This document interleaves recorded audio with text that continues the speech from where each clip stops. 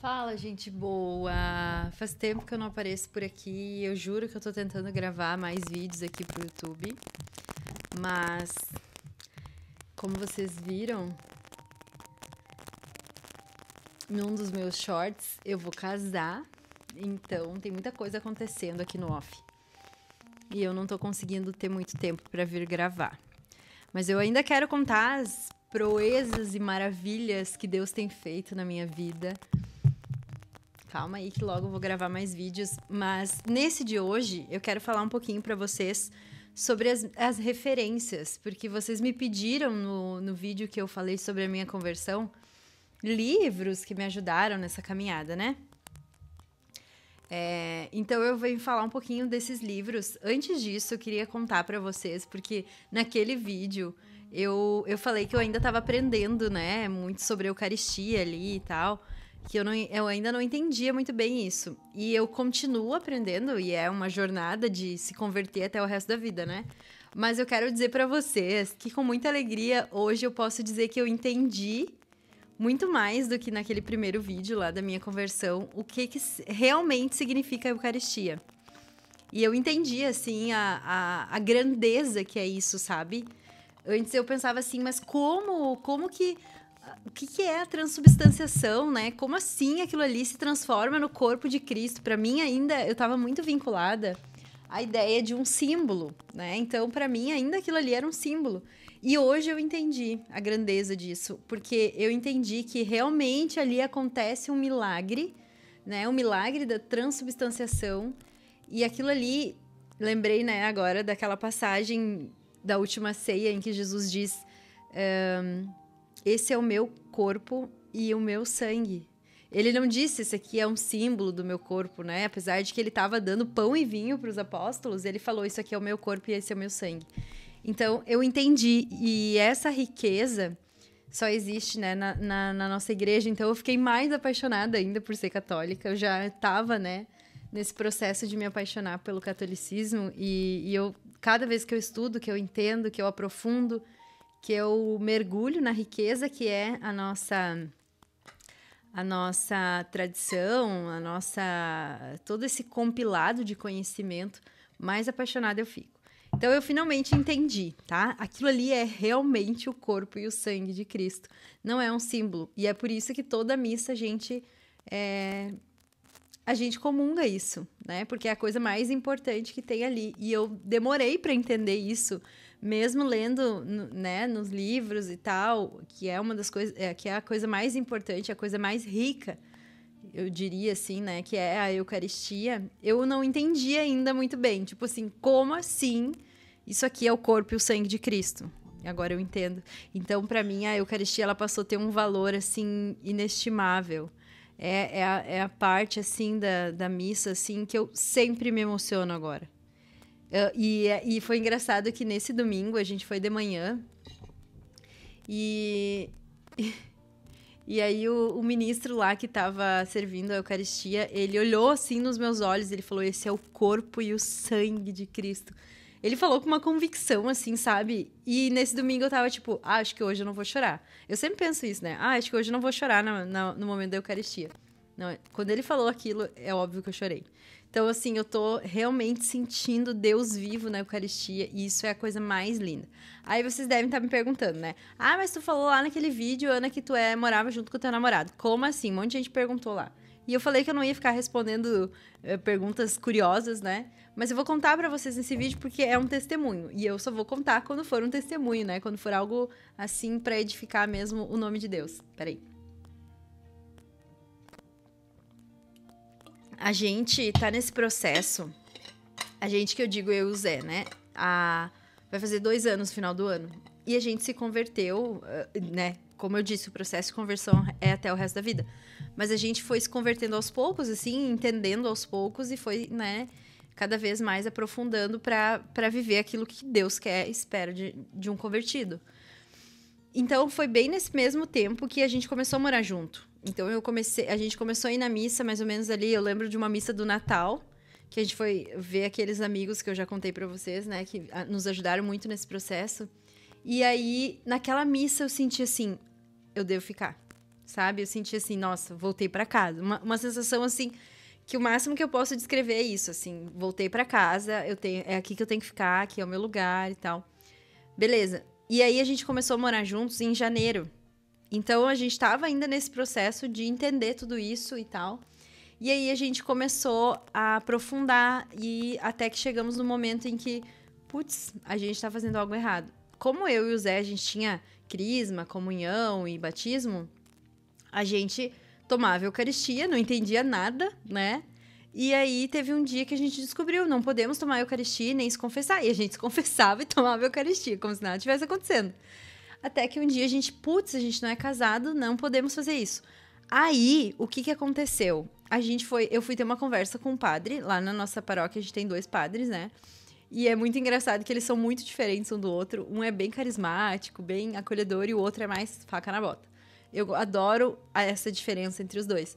Eu fui conversar com um deles e ele me falou, né? Olha, é importante que vocês realmente tenham o sacramento, né, do matrimônio e tal, mas que eu falei que a gente tava se programando pra casar daqui uns 2 anos, 3 anos, né? Ele falou, não tem problema se vocês quiserem esperar, tipo, claro que Deus quer que a gente realize um sonho de fazer uma festa, mas se vocês puderem, né, organizar isso resolver isso o quanto antes, melhor. E aquilo ali já foi o suficiente pra eu acho que eu quero abrir mão, né, de uma festa grande pra fazer o que Deus quer. E eu senti muita paz, porque eu amo sentir que eu tô fazendo aquilo que Deus quer. Porque a paz que a gente sente quando a gente faz isso é inexplicável, né? Enfim. Acho que esse vídeo era pra ser sobre os livros e tá sendo outra coisa. Mas é o que eu senti de vir falar aqui. Talvez eu tenha que fazer outro pra falar dos livros. Mas vocês já entendem que a minha cabeça funciona assim, tá? Vocês vão ter que me aceitar. Aí, o que acontece? Eu fiquei em paz com aquilo ali, né? Como eu disse pra vocês, a paz que a gente sente de saber que tá no centro da vontade de Deus é muito maior do que qualquer coisa. Tá.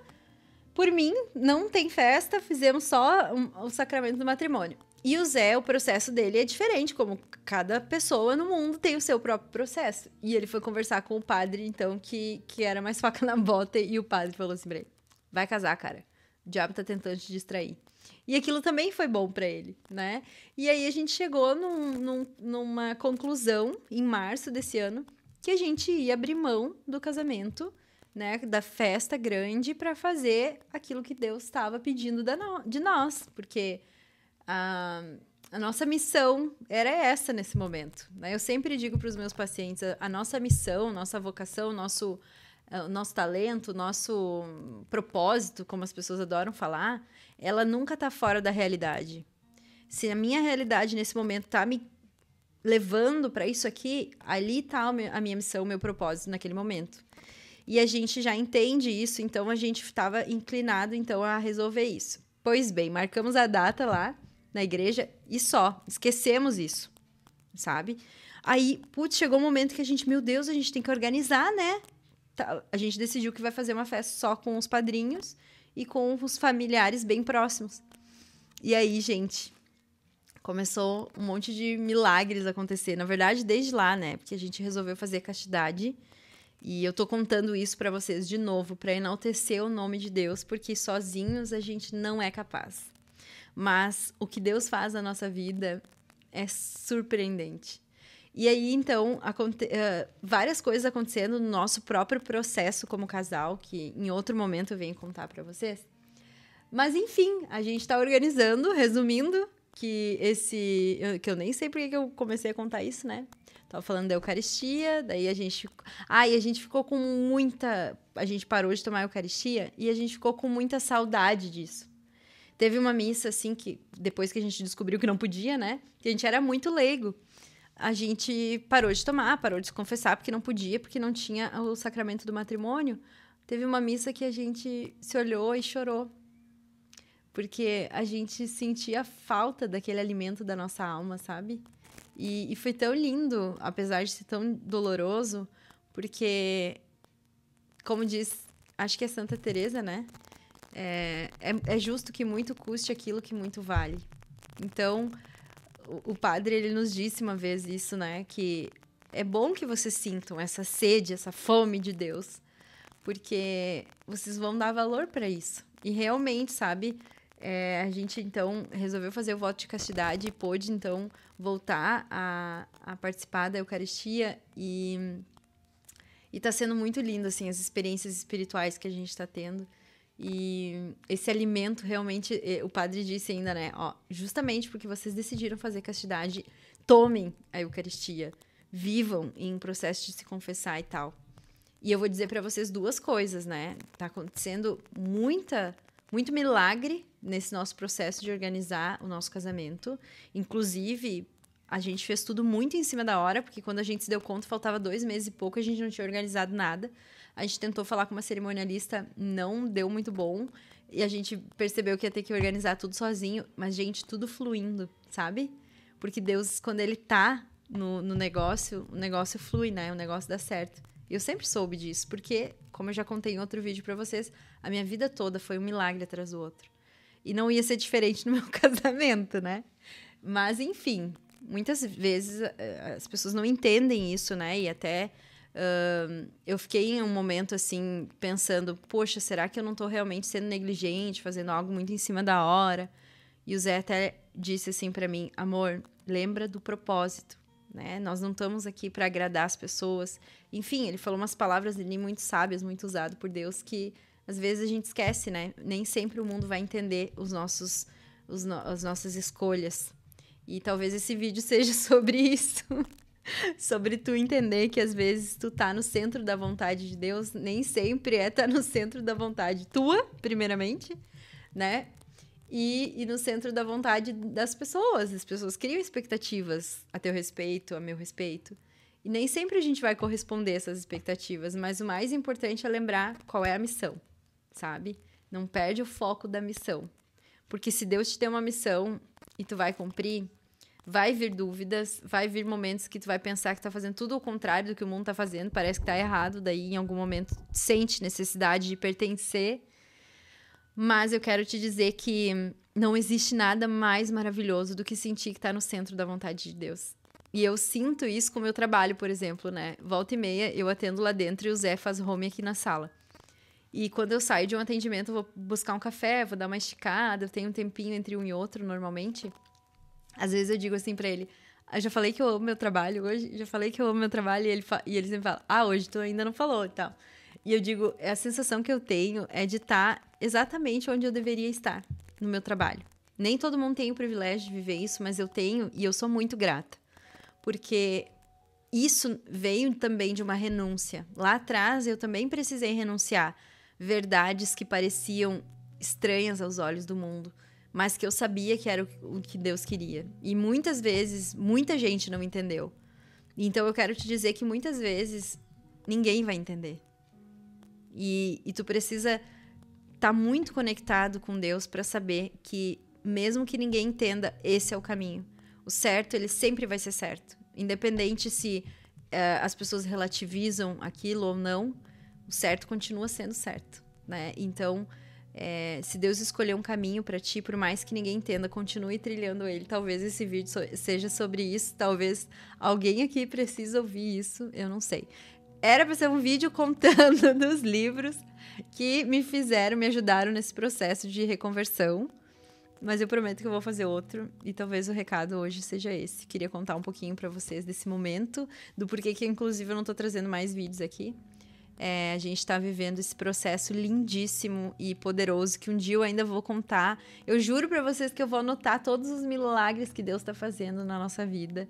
Nesse momento de organizar o casamento e de lua de mel e tudo, tá?